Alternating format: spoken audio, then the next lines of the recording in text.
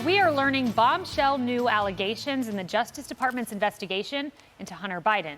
Two IRS whistleblowers now allege sweeping political interference in the case, and that's raising new questions about whether President Biden himself knew about his son's overseas business dealings. Hello, everyone. This is Outnumbered on this Friday. I'm Kayleigh McEnany here with my co-host Emily Campagno and Harris Faulkner. Also joining us, Fox Weather meteorologist Amy Freeze and retired NYPD Inspector Paul Morrow. Well, in closed-door testimony released just yesterday, two IRS whistleblowers say officials at the Justice Department, FBI, and IRS interfered with the tax fraud investigation against Hunter Biden. The whistleblower said that the decision in the case seemed to be, quote, influenced by politics. The shocking testimony also included a laundry list of tips, leaks, and possible cover-ups that prevented Hunter from facing more serious charges, along with evidence indicating that President Biden was involved in his son's foreign business dealings. White House correspondent Jackie Heinrich is live in Washington with more details. Jackie. Hey, Kayleigh. Well, the White House hasn't yet specifically responded to the whistleblower's allegation about a 2017 WhatsApp message allegedly sent by Hunter Biden that would directly challenge President Biden's continued statements that he's never spoken to his son about his overseas business dealings. But we just got a new statement from the White House counsel's office responding to the whistleblower's other allegations that U.S. Attorney David Weiss also wanted to bring charges against Hunter in California and in D.C. and obtain special counsel status, but Biden-appointed U.S. attorneys, he says, would not allow it. DOJ maintains that Weiss had full authority over deciding when, where, and whether to bring charges, and that he needed no further approval to do so. But the White House counsel's office also denies that President Biden had any influence on his son's investigation. They're saying now, quote, since he took office and consistent with his campaign promise that he would restore the independence of the Justice Department when it comes to decision-making in criminal investigations, President Biden has made clear that this matter would be handled independently by the Justice Department under the leadership of a U.S. attorney appointed by former President Trump, free from any political interference by the White House. He has upheld that commitment. But the whistleblower's attorney says therein lies the challenge in proving his client's claims. The real challenge right now with the Department of Justice denying that any of President Biden's appointees, including U.S. attorneys in California, in the District of Columbia, they say that they didn't block these charges from being brought. Now, Republicans on the House Ways and Means Committee say that there were multiple examples of misconduct alleged by these two whistleblowers. We saw that with countless examples that they used how the Department of Justice intervene in the prosecution of Hunter Biden. They delayed, they divulged, and they denied numerous examples of where these investigators tried to go into further prosecution of Hunter Biden. Earlier this week, the U.S. attorney in Delaware announced a plea agreement with Hunter Biden on 2 tax misdemeanors and a felony gun charge. He will enter his plea in late July, Kayleigh. Jackie, thank you.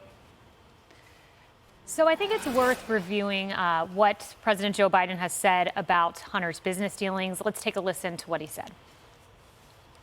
I never discussed a single thing with my son about anything having to do with Ukraine. I've never spoken to my son about his overseas business dealings. I don't know what he was doing. I did not know he was on the board of that company. I've never discussed my business or their business, my sons or daughters. I have never discussed with my son or my brother or anyone else anything having to do with their businesses, period. So he's been emphatic, Harris, but this WhatsApp message has 3 references to dad sitting next to Hunter Biden. Free Beacon, Washington Free Beacon, we have the picture. They say that there's a picture on Hunter's laptop that shows him sitting behind the wheel of his dad's Corvette on the same day that message was sent, and GPS metadata puts him in close proximity to the former vice president's Delaware home. This was after he left office. Yeah, I think it's also interesting that in the whistleblower transcript, we find out that there was a chill put on the investigation from inside, and that there was pressure not to bring up dad and the big guy and to look into those allegations. So, now it seems to me that it's even more important that we know what the president knew and when he knew it. Yeah. And it's even more important that we know what role he would have played. I can't imagine you're vice president of the United States and your son is in a position that can always be problematic. Anybody who's got a child addicted to drugs knows, wow, I got to keep my eye on that kid. He's got a big swanky job with an energy company in a country that's wanted to be part of NATO, but because of its reported corruption couldn't get in. Like, you don't have more questions about that situation? This must be the most uncurious and unserious vice president in the U.S. history. I don't buy it. I think he's neither of those things. I just don't think that we know the whole story. It's so true. And the interference of the deep state is what's really interesting to me, Paul. You've worked on a lot of investigations, and you have Shapley, who's overseeing this IRS investigation, say, hey, I need a search warrant. And he's slapped down and saying, no, you can't get the search warrant because of, quote, optics. That was Leslie Wolf that said that. Apparently, he couldn't ask Hunter Walker questions about the big guy. Have you ever seen this? No. And, you know, what we have to keep on our eye on going forward is that there's going to be more skullduggery. And let me explain. There's a plea deal, right? We need to see the four corners of that plea deal because, you know, as long as the Democrats have the White House and Joe Biden is there, DOJ is not going to move on this. So everybody's kind of saying, well, all right, if at some point the White House changes, maybe we can peel back the layers of the onion and find out what went on. The problem is this. When we see the plea deal, if the prosecutor marbles into that plea deal, all of the stuff that we're talking about, he's going to be double jeopardied out. You're not going to be able to go back after Hunter because they covered it all. So part of this very well may be, it may not be done if we're going to call this a cover-up. The covering up may not entirely be done. The other thing that really strikes me is that, are they looking at any of the cases that could be made off of the stuff that we do know? Here's a guy, any place in the country, he was able to get an 8-ball of cocaine at 3 in the morning in any city. Are any of those leads being cut to the DEA? Are they being cut to LAPD, NYPD? Is anybody? He should be a grand jury witness in multiple narcotics investigations. Is anybody doing that? Remember, a plea deal is a deal.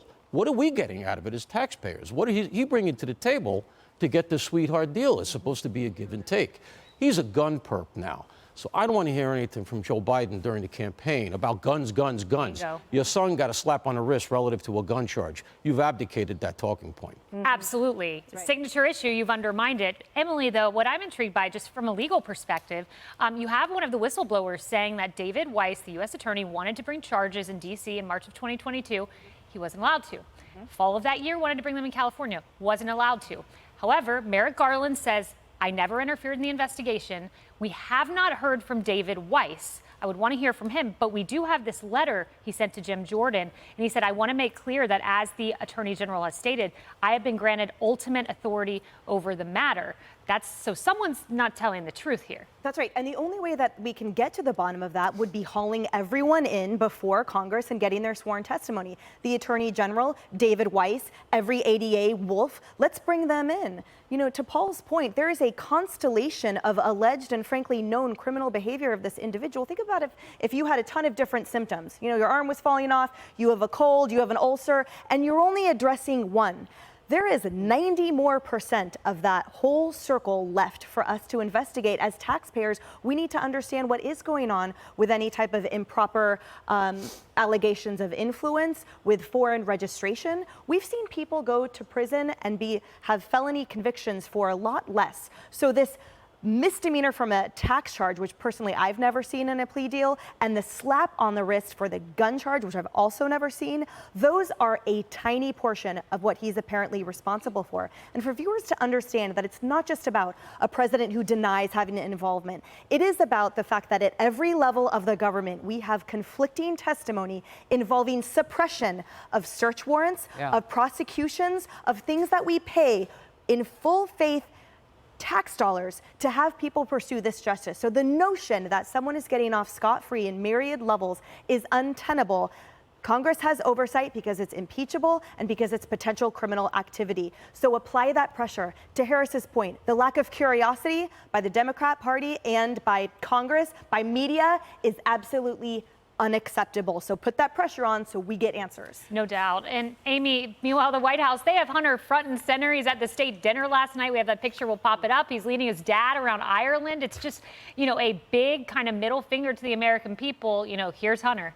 Yeah, someone's not telling the truth. We've gotten to the bottom of that, as we pointed out. So someone's not telling the truth, but instead of looking for the truth, we're getting rewarded. We're seeing the person who's in trouble rewarded and put into that. If it was any of us that were in the same boat, the American people see that. We don't want to see two different tiers, two different ways that things are handled. We want it to be fair for everyone. And even if it's someone in your own family, every American can say, look, someone in my family did something wrong. They should be accountable for that. Instead, we're seeing a reward. Just a real quick question for you, Emily, if I may. July 26th is when they'll do this plea deal, and the judge is someone who was appointed by Donald Trump.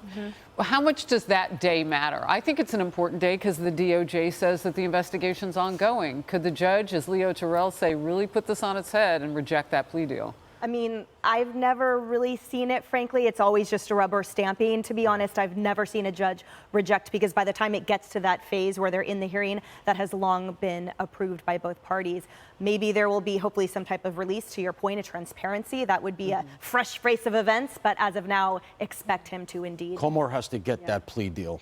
We need to see that. Yeah. Before it happens. Yep. Yeah. A lot of questions. Well, coming up, new questions about the tragedy of the Titanic submersible and the federal government's response after we learned that the U.S. Navy likely detected the implosion just hours after the vessel lost contact. That's next.